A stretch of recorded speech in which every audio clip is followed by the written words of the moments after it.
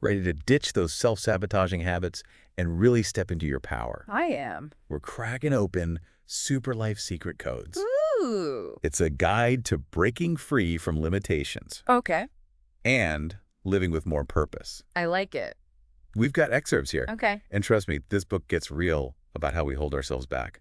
Yeah, it's fascinating how the book dives right into self-awareness, and not just as some like feel-good concept, Right. but as the fundamental bedrock of any real transformation. Okay, so let's talk self-sabotage. Yeah. I'm already thinking about those unmanaged expectations the book talks about. Right. Like, ever convince yourself a friend was mad at you because they didn't text back right away? Classic assumption. Right. The book actually gives this really insightful exercise.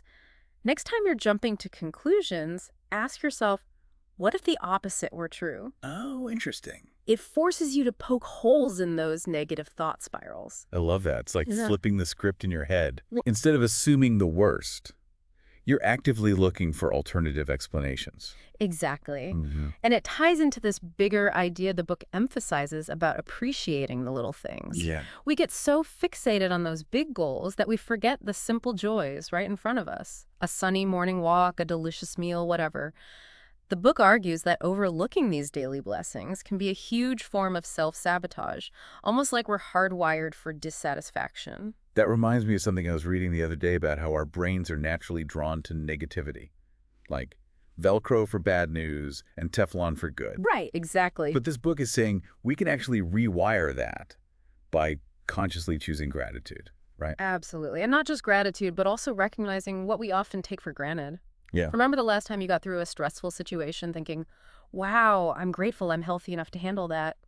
It shouldn't take a crisis to make us appreciate those blessings. Yeah, it's like we need to build those gratitude muscles so appreciation becomes our default setting. Yes. Speaking of default settings, the book doesn't shy away from tackling our inner critic either. Yeah. It dives into how self-doubt can be a sneaky form of self-sabotage, whispering lies that keep us stuck.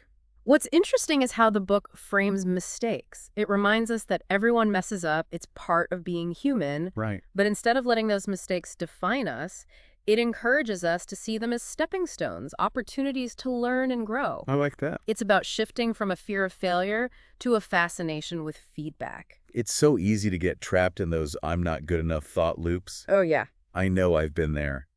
But the book reminds us that we don't have to listen to that inner critic. Right. We have the power to choose a different narrative. And part of choosing a different narrative is learning to quiet that overanalyzing voice in our heads. Right. The book points out how overthinking often leads to inaction. Oh, yeah. It's like we're so afraid of making the wrong choice that we end up making no choice at all. Which, in many ways, is the worst kind of self-sabotage because it keeps us stuck. Exactly. It reminds me of that quote, the only way to do it wrong is to not do it at all. Exactly. Yeah. Super Life Secret Codes encourages us to break down big, overwhelming goals into smaller, more manageable steps, Okay. to trust our instincts, and, most importantly, to take action. It emphasizes that often the best way to overcome overthinking is to simply start doing. Just do it. Yeah. Right? So we've talked about unmanaged expectations, overlooking those little joys, taking blessings for granted, battling self-doubt, and getting stuck in our heads, all sneaky ways we sabotage ourselves without even realizing it. What other pitfalls does the book uncover? Well, it dives into this very human tendency to choose the easy way out, which, let's be honest, we're all guilty of sometimes. Oh, absolutely. So, Why is it so tempting to reach for the comfy option, even when we know deep down it's not what will help us grow? that's the paradox, isn't it? Super Life Secret Codes argues that those moments of discomfort, those challenges we often shy away from, Right. are actually where real growth happens. Interesting. It's where we build resilience, discover hidden strengths, and ultimately feel that deep sense of accomplishment. There's that great quote. I wish I could remember who said it. But it's something like, the cave you fear to enter holds the treasure you seek. It's like our brains are wired to avoid discomfort, but that's often where the good stuff is hiding. Precisely. And then there's the danger zone of assumptions. Oh, yeah. Those mental shortcuts our brains love to take. Right. that often lead us down the wrong path. Remember that time you were convinced your friend was mad at you because they didn't text back? Oh, don't even get me started. Yeah. I could write a book about my own assumption-fueled mishaps. The book actually offers a really practical antidote to this. Instead of assuming, it encourages us to approach situations with curiosity and seek clarification. Okay. It's about replacing judgment with genuine inquiry. So trading, they obviously hate me with, hey, is everything okay? I haven't heard from you. Exactly. Simple but powerful. Okay, this next concept the book introduces is a big one, mind switching. Yes. What exactly is that? Mind switching is about recognizing that our thoughts have incredible power to shape our reality. Okay. But it takes it a step further by grounding this concept in a spiritual context. It argues that just as God spoke the world into existence, we have the power to speak life into our own realities. Okay, I'm intrigued. So it's not just about positive thinking, but about tapping into a deeper spiritual truth. Yes. About our ability to co-create. Exactly. And that means becoming super aware of our self-talk. Right. Are we focusing on negativity, limitations, problems? Or are we choosing to focus on gratitude, possibilities, solutions? Because what we focus on expands. That makes me think of those little experiments where they show how words can actually affect the growth of plants. Right, exactly. Positive words, healthy plant. Negative words, stunted growth. It's like our thoughts have a similar impact on our own lives. The book actually uses the analogy of thoughts being like seeds. Interesting. Are we planting seeds of negativity, doubt, and fear, or are we intentionally cultivating a garden of positivity, possibility, and hope? I love that analogy. Yeah. So how do we become more conscious gardeners of our minds? What are some of the practical steps the book recommends? Well, it emphasizes the importance of identifying and challenging those limiting beliefs that might be holding us back. Okay. These are those sneaky beliefs about ourselves, about what's possible, that often stem from past experiences, societal conditioning, things we've internalized over the years that have nothing to do with our true potential. Oh, those limiting beliefs are the worst. It's like we're putting ourselves in a mental prison before we even start. Exactly. And the book reminds us that we have the power to choose a different narrative. We can choose to replace those limiting beliefs with beliefs that empower us, that align with our God-given identity, and that support our growth. This resonates with me on a deep level. Yeah. I think sometimes we can be our own worst enemies Yeah. with those negative self-beliefs. It's like we have to rewire our thinking to align with the truth of who we are. Exactly. And part of that rewiring involves aligning our thoughts with God's word, reminding ourselves of his promises, and speaking those promises over our lives. So it's about grounding our faith, our beliefs, our self-talk Yes. in something bigger than ourselves. Right. It's about tapping into a source of truth and power that's outside of our own limited perspectives. And that's where Super Life Secret Codes really shines. It doesn't just give us a bunch of self-help techniques. Right. It empowers us with a spiritual framework for transformation. It encourages us to see ourselves as God sees us, worthy, capable, and destined for greatness. I love that. It's not just about thinking positive thoughts, Yes. but about aligning our minds and hearts with a higher truth. Yes. And then what does it say about taking action? Because it's not enough to just think it right. We have to act on it. Absolutely. And that's where doers of the word comes in. Right.